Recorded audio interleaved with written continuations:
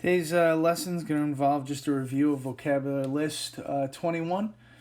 All right, so why don't we take a moment and begin with a prayer in the name of the Father, and of the Son, and of the Holy Spirit. Amen. Hail Mary, full of grace, the Lord is with thee. Blessed art thou amongst women, and blessed is the fruit of thy womb, Jesus. Holy Mary, Mother of God, pray for us sinners, now and at the hour of our death. Amen. In the name of the Father, and of the Son, and of the Holy Spirit. Amen. So today's lesson, we'll go over list 21.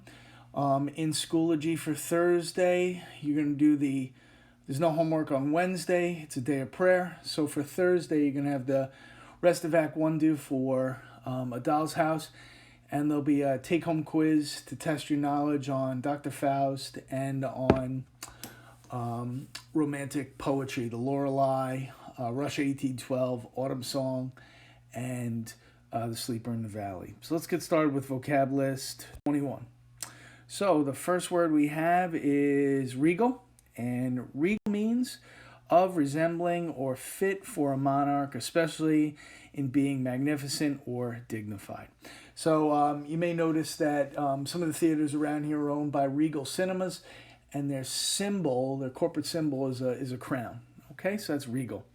After regal, we get to retrograde, and retrograde means directed or moving backward. Think of retro, all right, the past, okay, and grade, just which way it goes, okay?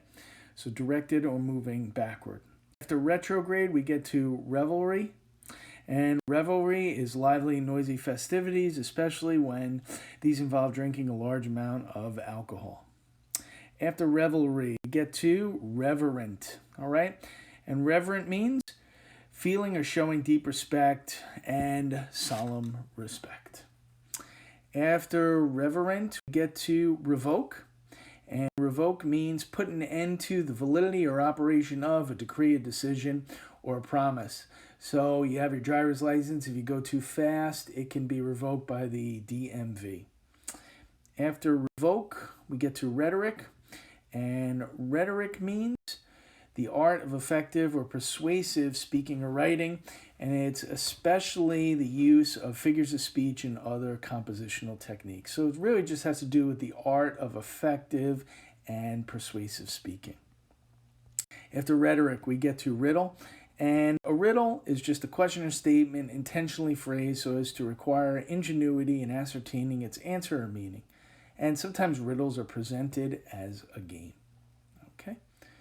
So after riddle, we get to rift, and a rift is a crack, a split, or break in something.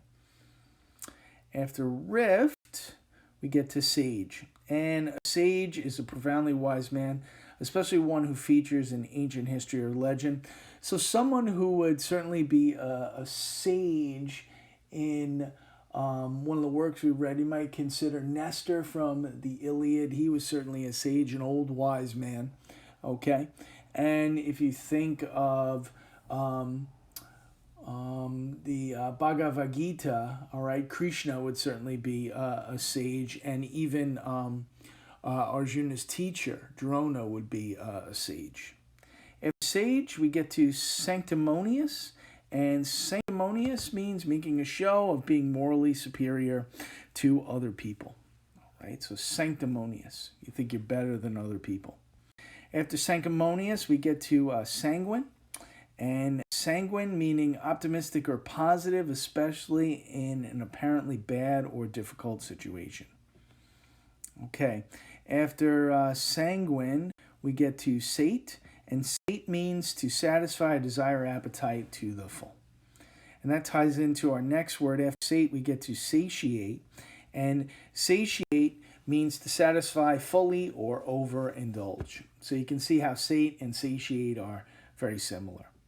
After satiate, we get to satire. And satire is the use of humor, irony, exaggeration, or ridicule to expose or criticize people's stupidity or vices, particularly in the context of contemporary politics and other topical issues. And one satire that you read last year in British literature was Jonathan Swift's Modest Proposal.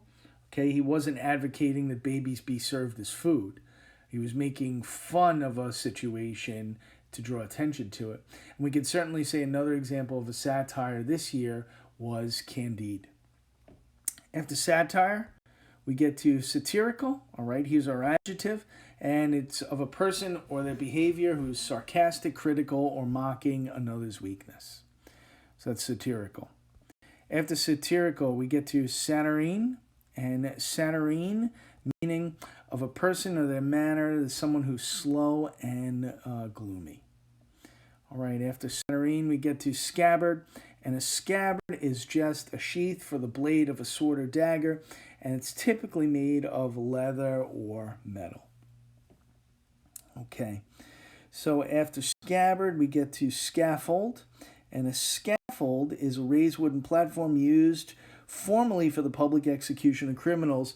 Now we use scaffolds on the side of buildings to help workers get up and down and do construction on the outside of buildings. After scaffold, we get to scale, and scale as a verb, not as a noun, we want it as a verb, to climb up and over something high and steep. Okay, so that's scale as a verb. And then after scale, we get to scourge. All right, and scourge is a person or thing that causes great trouble or suffering.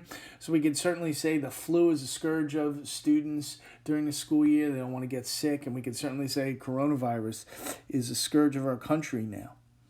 After scourge, we get to scruple. And scruple is a feeling of doubt or hesitation with regard to the morality or propriety of a course of action. Okay? So scruple gives us the adjective scrupulous, and someone who is scrupulous is a person, it's of a person or a process, someone who's diligent, who's thorough, and extremely attentive to details. After scrupulous, we get to scurrilous, and scurrilous means making or spreading scandalous claims about someone with the intention of damaging their reputation. All right, and then our last word. After scurrilous, we get to scurvy, and scurvy is worthless or contemptible. So those are the vocabulary words for List 21. Later in the week on Friday, I'll give you a take-home quiz on vocabulary list 21. For Thursday, I'll give you a little take-home quiz for the romantic poetry in Dr. Faust. Okay, if you have any questions on the vocabulary words, any questions on your homework, grades, or anything, please feel free to contact me through email. Have a great day.